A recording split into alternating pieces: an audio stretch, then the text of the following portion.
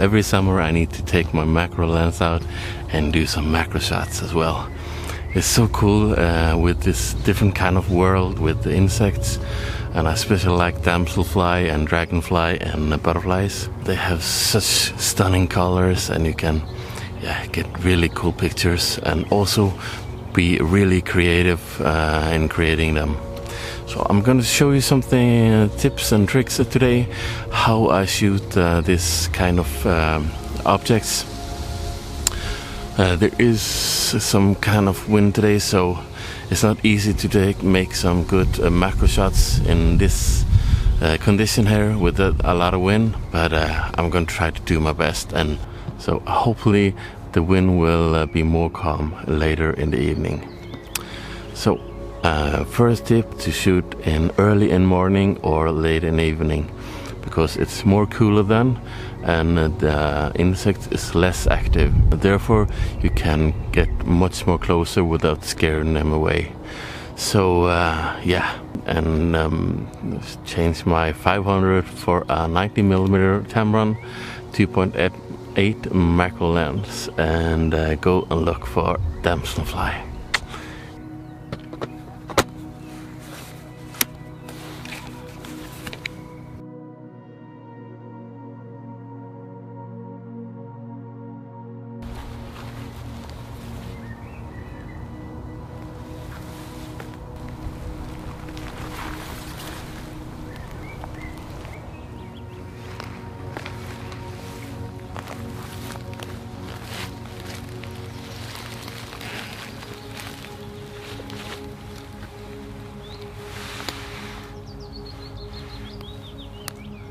Here you got one.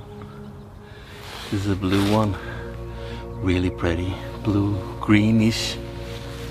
But the problem is it's a little bit too low in the grass, so it's hard to separate it from the background and get the clean background. So camera setting in macro, I am usually lay around 5.6 and f8. It's more shallow depth of field when you get the macro lens and you're really close to the subject. So I want enough depth of field to get the damselfly sharp, but I also want a shallow depth of field to blur that background out as well.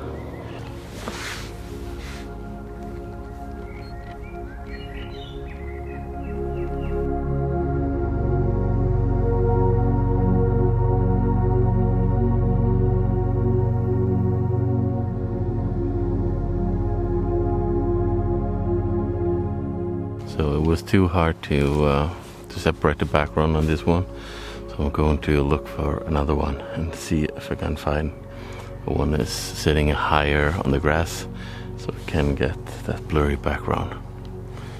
Okay, so I found another one, and this one is hanging a lot more higher, so I got much longer distance from the background. Now it's starting to low, so I need to be quick maybe to grab some shots there.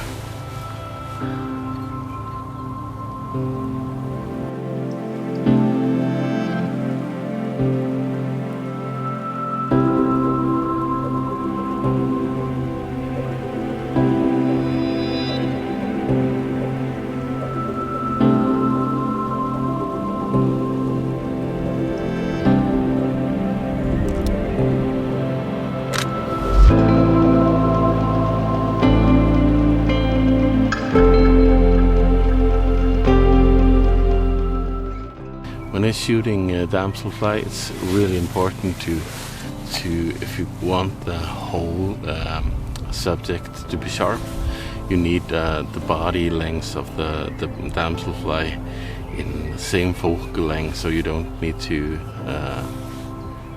have a further distance from the back to the head.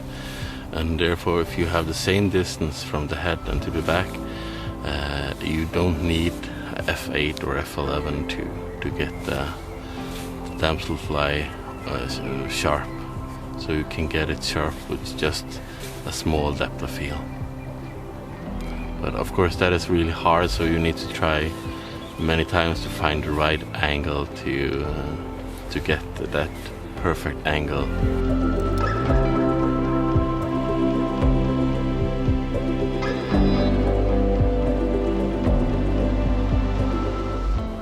Once I lower my aperture to 5.6, you see much more texture in the background as well. But I think this looks okay with the flower and the damselfly just hanging in there. See?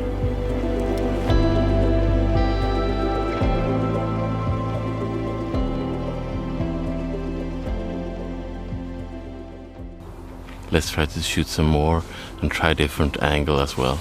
That also is really a good tip when you're doing macro shots. Try different angle on the side, maybe just do the head and photograph just the head. And also you can use the grass in the foreground to blur out or frame in the subject, similar to I have shown you in other videos. For example, the red squirrel, when I'm using the environment and the grass or leaves or whatever to blur and frame in the subject. That is really, really cool.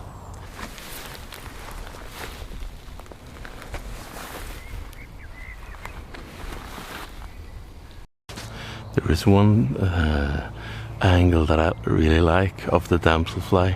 They have like their eyes sticking on the side, and if you find it on thin grass, you might get that grass in the front hiding the insect itself, and you get those eyes picking out on the side. That is a really cool angle to shoot the damselfly. So I'm going to try that and see how I managed to do that.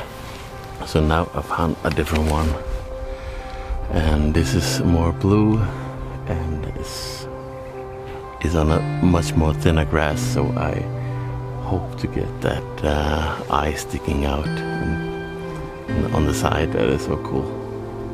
The thing with the macro shot is also I use autofocus, but I also use the manual focus. So I focus manual first and then let the autofocus take over, and then press the trigger and take 3, 4, 5 shots in a row, and I hope one of them is sharp, especially when there is a lot of wind right now. So the wind could blow. If I just take one picture, it could blow and make everything unsharp. So I need to take a series of pictures. This is cool.